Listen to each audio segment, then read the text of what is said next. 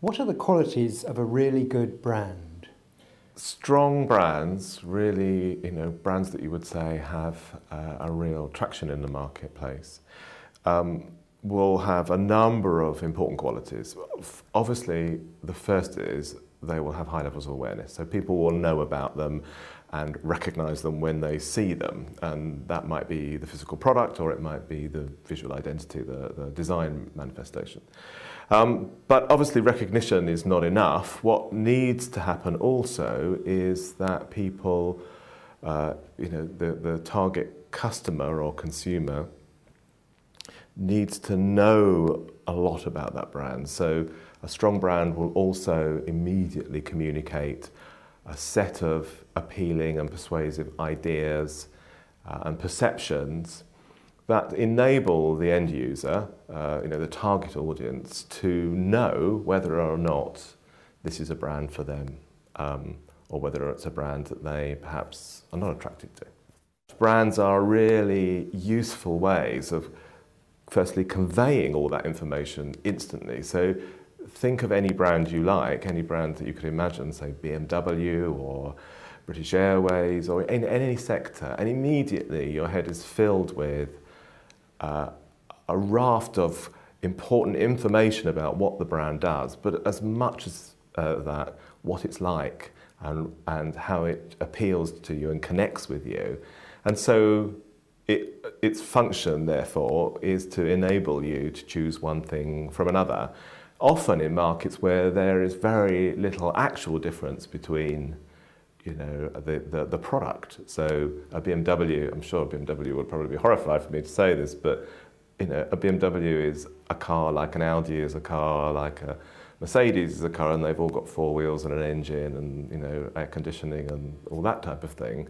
But the way people feel about them, because of the information and awareness and perception that they have, enables them to decide whether or not one is better for them or right for them or says the right things about them than another.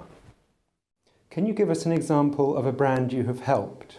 One that I can think of is Nokia. Nokia is, a well-known brand.